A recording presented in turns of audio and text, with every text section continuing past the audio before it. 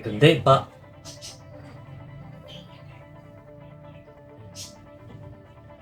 July 9, 2024. Ang isang topic po ay saan na? Topic. Kumilos na naaayon sa totoong kagustuhan. Bakit merong tinatawag, bakit in-insert yung word na totoo? Kumilos na naaayon sa totoong kagustuhan. May in-insert na word na totoo kasi po kadalasan ang pagkilos ng katawan ay papunta sa hindi naman talaga kagustuhan. Bawat individual sa atin ayaw po natin masaktan. Pero paminsan-minsan, ang pagkilos ng katawan natin ay papunta sa masasaktan.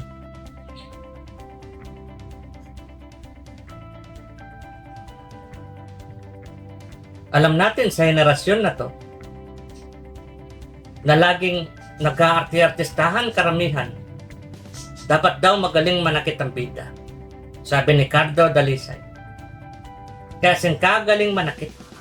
Kapag nanakit daw ang kapwa mo, saktan mo rin daw. Kung ano itinanim, siya rin nangaanihin, sabi ni Ricardo Dalisay. Hindi niya sinabing literal, pero base sa pagkaintindi ko, yun yung sinasabi niya. Sabi sa Senado, don't put your words into my mouth, sabi.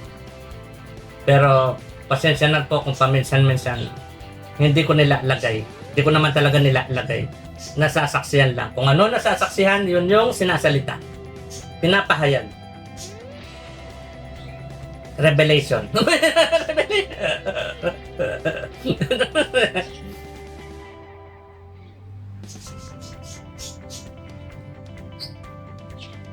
Please, wala po tayo sa pelikula. No? Nasa totoong buhay po tayo. So, sa totoong buhay, ang dapat ipasok is kapag binato ka ng bato, batuhin mo ng tinapay. Kung sa pelikula, kung anong itinanim, siya rin nangaanihin ng kanilang pinapasok. Please, gamitin po ang isip. Sabi ng isip ninyo, mali yun. So, nasasaksihan, matuto. Huwag magpauto.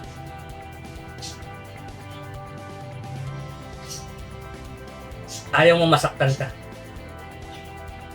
Kasi sabi niya, pre, kumilos ng naaayon papunta sa totoong kagustuhan. Papunta dun sa totoong kagustuhan. Inuulit ko, bawat individual po sa atin, ayaw nating masaktan tayo. So karamihan sa mga kapwa natin nag-aarti-artistahan. Kung ano yung tinanim, siya rin nangaanihin. So anong itatanim mo sa kapwa mo? Para kahit pa paano maintindihan mo kung ano ang pwede mong anihin.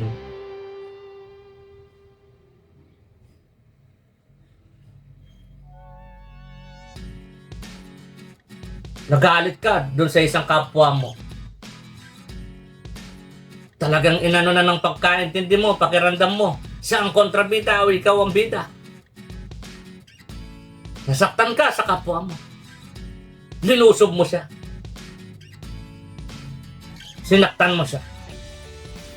Yung iba, pananakit, physical. Yung iba naman, damdamin. Gamit ang kanilang bibig. Sinaktan mo siya. Alam mo, ano ang pwedeng mangyari sa'yo? Anong pwedeng equals nun? Pero ayaw mo masaktan ka. Pero ang pagkilos mo, paminsan-minsan papunta sa masasaktan ka. Hindi umaayon sa kagustuhan mo ang ginagawa ng physical mo.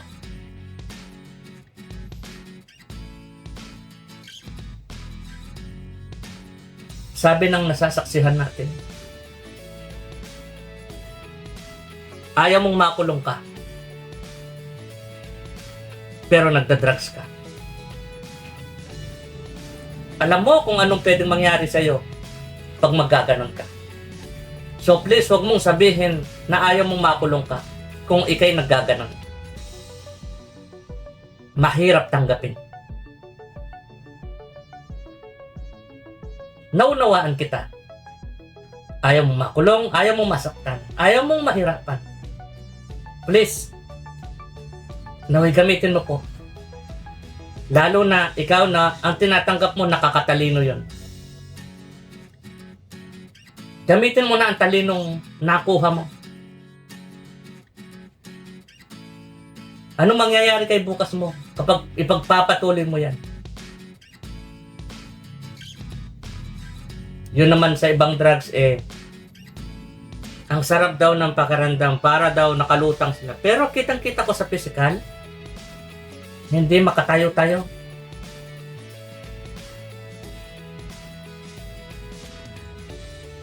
Paano maituturing na gamot sa'yo yan?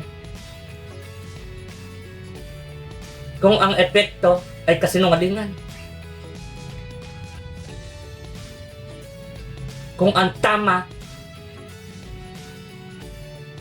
ay mali.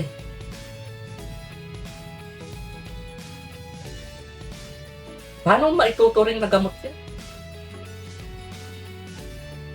May sakit ka ba? Salamat po sa nung bago pa ako nakulong. Salamat po sa lahat na nag-provide sa akin ng gamot ko na bawal noon. Ngayon, naintindihan ko na kung bakit hindi tama yun. Kahit na naging gamot ko noon yun. Ama ngayon naintindihan ko na nung nakulong ako kung bakit hindi na maituturing na gamot yun. Ni ako. Kasi nakikita ng isip ninyo ang bukas. Pwede ka masaktan. Kaya lalo na kung ikaw ay nakulong na nang dahil naging biktima ka na ng ganyang bawal na gamot. Please, iyahag mo ang bagong ikaw na hindi na nagkaganon.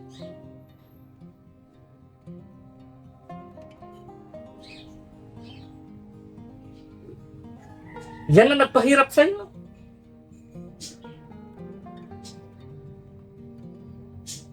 Nung nasa kulungan, kasama ako dyan, no? Nung napunta ako doon. Nung nasa kulungan tayo, kinakausap ko yung mga nasa kulong.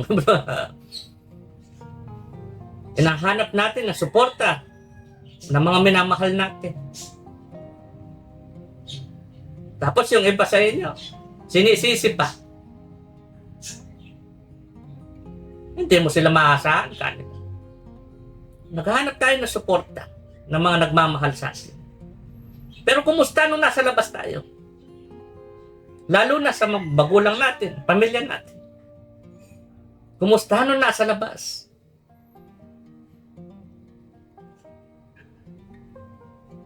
Anong ginawa? Pero nung nandun, sa kulong,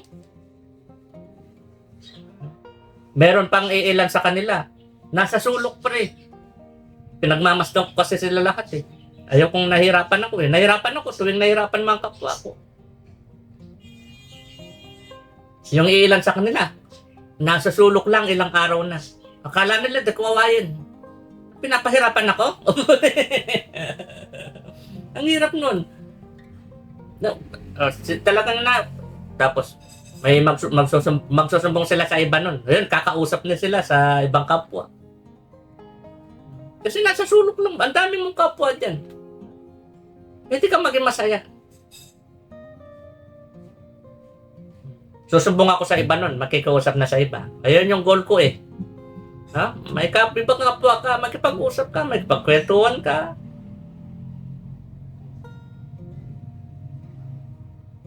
Para mapasnaw ka. Huwag mo sayangin yung oras mo. Tapos, ako naman doon sa sulok nun.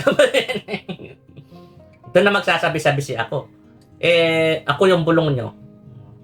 Diba, may bulong ako? Sa inyo. Kayo ang nagsabing lakasan ko. Sabi ko, pre. Yan, nawala. Punta tayo doon, pre. Lagi kang nasa sulok. Parang nagko-concentrate ka.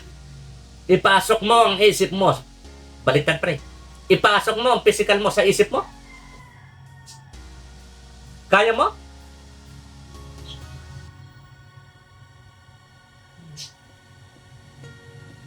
Please, ang pagmamahal na yan sa pamilya. Kapag kasama mo sila, doon mo ibuhos. Hindi yung minamahal mo. Inaano mo yung pagmamahal mo kapag di mo kasama. Sabi ng mga kanta, intindihin ng mga kanta, karamihan sa mga kanta, yung pagmamahal na ramdam kong yon. Kung iintindihin, pagkaintindi niya. Bakit ramdam ko ang pagmamahal na yon mas malaking porsyento kapag hindi nyo kasamang minamahal nyo? Siyempre, bakit daw naghiwalay kami ng pangasawa? Nabitin kasi ako. Gusto ko maraming masaya ako nakikita eh.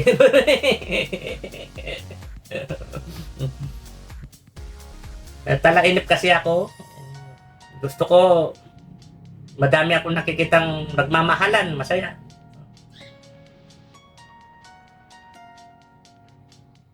Please, ikaw na nagkaganon, tinuturing kita na biktima. Lahat na nakulong, tinuturing ko sila biktima. Naiintindihan ko sila. Mahal ko mga kapwa ko hanggang kamatayan. Maging pumatay, mahal ko. Naiintindihan ko sila. Hindi ko sinasabing tama yun. Hindi ko sinasabing tama ang pananakit. At sinasabi ko, naiintindihan ko po sila. Biktima sila ng henerasyon na merong ganyan eh. Merong opsyon na pwede mong gawin yan. Mas maraming opsyon ng okay ang manakit sa henerasyon na to. Bakit? Mas maraming opsyon, okay lang daw, makipag-away ka. Bakit pa? Yung mga nagsasabing malapit daw sa Diyos, sila nag-aaway-away. Hinahayag lang po kung ano nasasaksihan, patawad po sa tono ko. Kung hindi ako agree. Kung naiinis ako, na nag-aaway mga kapwa ko, imbes na piliin, magmahalan. Pwede bang stop it na lang muna? Ang pangit na tono ko na dyan. Ito. Step by step ng pagmamahal. Ikaw, paano ang step by step ng pagmamahal mo? Ako, ganito po. Una, pamilya. Kasama yung kadugo, kamag-anak. Siyempre, pinaka-ano dyan yung sinong kasama mo sa loob ng bahay. No? Sikapin yung magkasundo kayo. Hindi yung ang sinisikap nyo is mag-aaway kayo, mag-iipunan kayo ng kamalian ng kapwa. Sikapin magmahalan. Number 2. Kamag-anak. Hindi, pre. Number 1 yan. Kasama na yun. Number 2. It's better than 1. That's why 1 is the best. But without 1, without 2, pre. Without 2, malulungkot si 1. Tatama rin. Number 2. Una, pamilya, kasama na yung mga kadugo. Yun. Kahit hindi parehas yun, kahit Tapos, number 2, kapitbahay. So, sa kapitbahay namin, kaya namimili kung tutuusin pagdating sa nang-uupa. Halos kamag-anak namin. Kasi ayaw namin magka-problema. No? Magmahalan kami. Kumbaga, mas madaling magmahalan. Magkaintindihan. Pag may mali, pag-usapan ng maayos. Maayos, please. Sa kapitbahay, no? Number 2, kapitbahay. So, pinakaunang kapitbahay namin sa nang-upa. And then, Yung kapitbahay dito naman sa kapitbahay namin dyan, mga guard. Hindi mo naman pwede sabihin kapitbahay mo, therapist na, no? Hindi mo naman nandun pa. Dito na simula. Pala kayo dyan.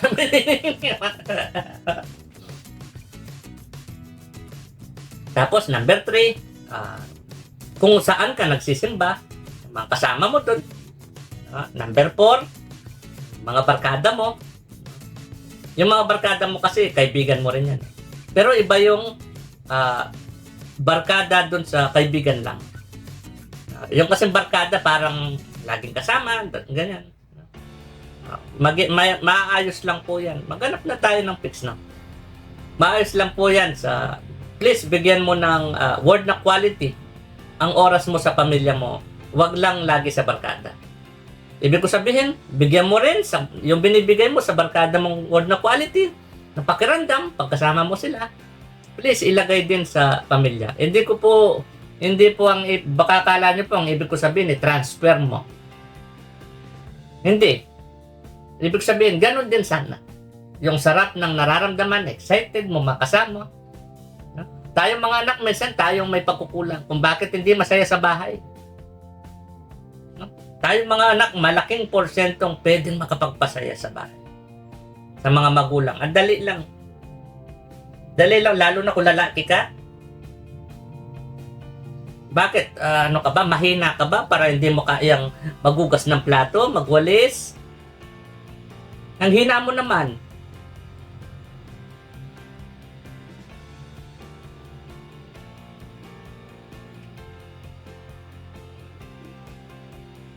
Ayan. Saan na tayo? Barkada, kaibigan. Tapos kasama yun sa mga kakilala mo na kapwa mo, alam mo kapwa, naiintindihan mo kapwa mo sila, pero hindi kayo magkakilala. Let's say for example, ikaw at ang presidente. No? Yun yung step by step ng pagmamahal. Yung mga malalapit daw sa Diyos, may mali daw sabi nila. Mali pa. Hindi, dapat daw pre, number 1 ng Diyos. Number 2, yung kadugo, pamilya. Dapat number 1 daw yung Diyos.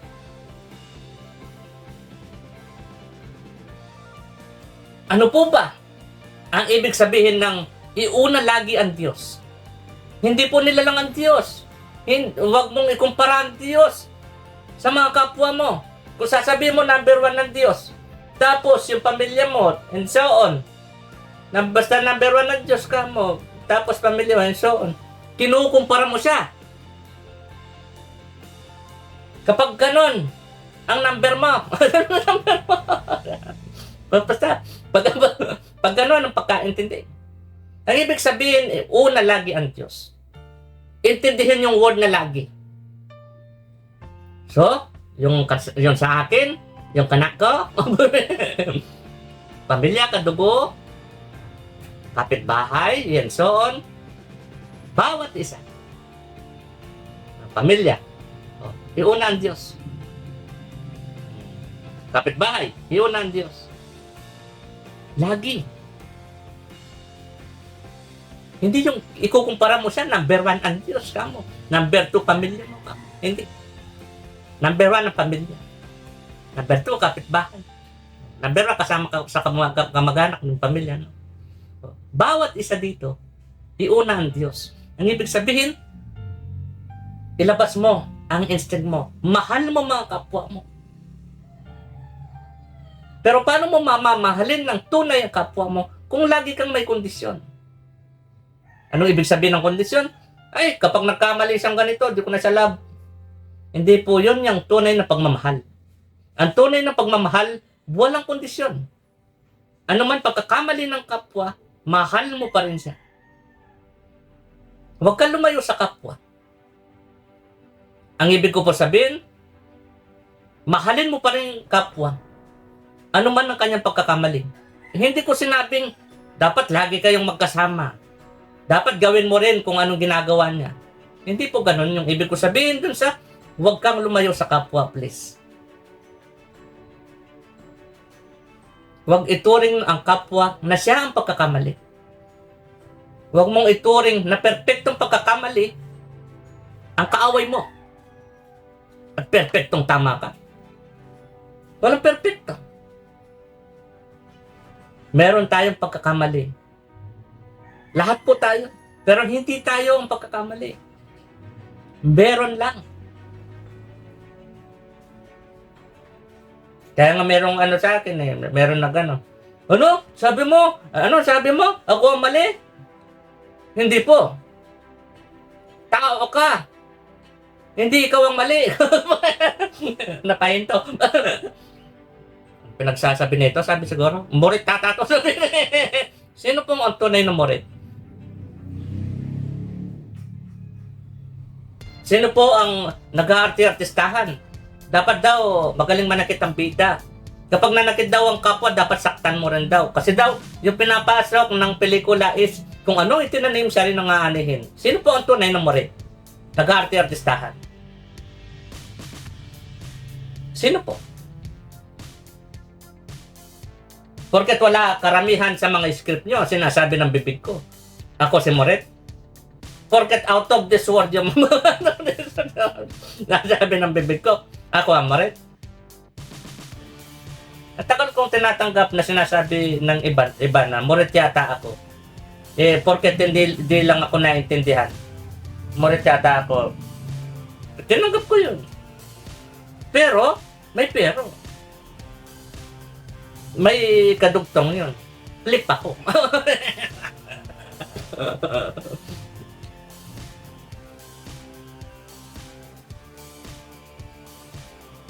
Wala na pre.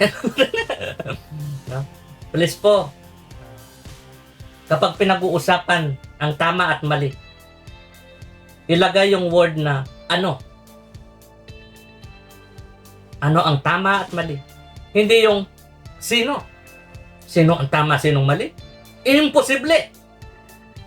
Dahil walang perpekto. Ikaw tama, yung kaaway mo mali. Imposible. Walang perpekto. Perpektong tama ka, perpektong mali yung kaaway mo. Yan ang ramdam ko sa'yo. So, meron kang kaaway. Inaaway mo ang kapwa mo, hindi yung pagkakamali. Mapag-away sa pagkakamali.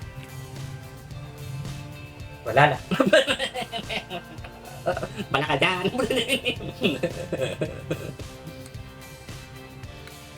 Please, piliin natin magmahalan. Gawin natin tunay na ang conclusion ng Biblia ay love. Hindi hatred. Please.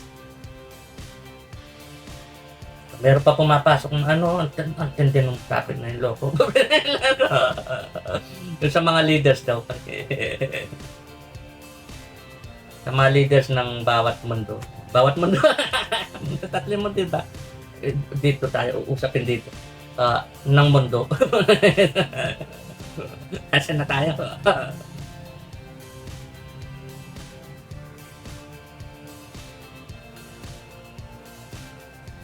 Yes po, maintindihan po sana yung ibig ko sabihin. Ang kalaban po natin ang karunungan. Ang karunungan ang dahilan kung bakit mas dumami ang pagkaintinding okay lang ang pananakit. Kung bakit dumadami ang nasasaktan. Ang karunungan ang dahilan. Laging sinasabi sa'yo ng karunungan, huwag ka daw mag-isip. Kung ano daw ang mga script, pipili ka lang daw dun. Let's say 5 yung script sa ganyang sitwasyon.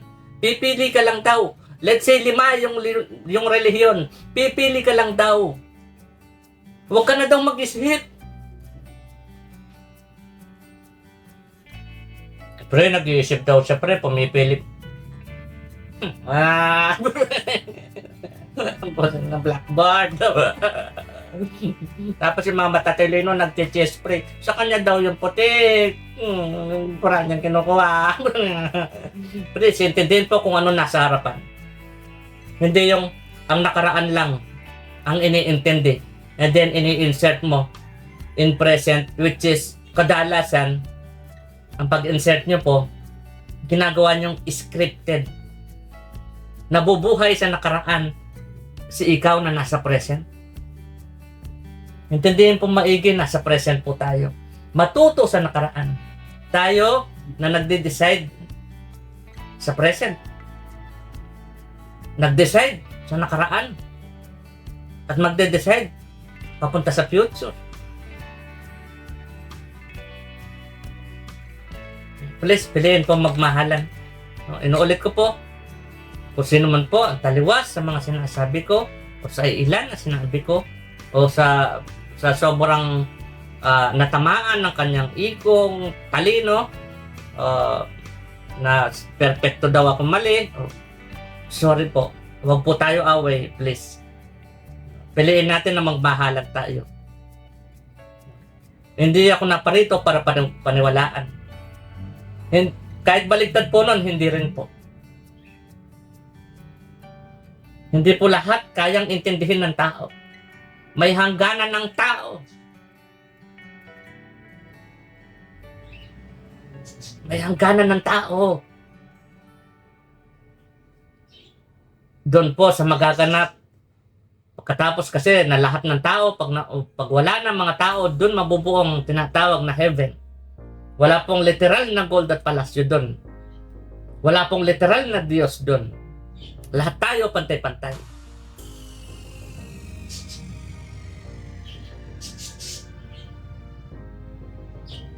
At wala po tayong pagkaintinding tao doon. Maging kasarian, wala. Hindi natin kailangan mag-multiply na doon. Tapos na, doon. Sabi na iba, meron pa kasarian doon. Kaya nga may gold at palasyo daw, pre. Meron pa kwarto, pre. Ay, ito pwede pa yata mag-ano. Hindi po akong bumabastos sa pagkaintindi. Baka kayo. Hindi po ako pilosopo. Baka kayo. Ayaw niyo po nun? Masarap yun, baka lo dyan. Sabi ko. Di ba, sa mga taliwas mo po na pagkaintindi sa mga sinabi ko, patawad po. Please, piliin po natin magmahalan. No? Naulit ko, hindi po ako naparito para panwalaan. At maging baliktad nun. Naparito ako para magkaintindihan po tayo. Magmahalan po tayo. Huwag tayong palamon sa karunungan. Tayo magdadala sa karunungan, please. Sige po, love you po. Sana po, love mo rin pa kami.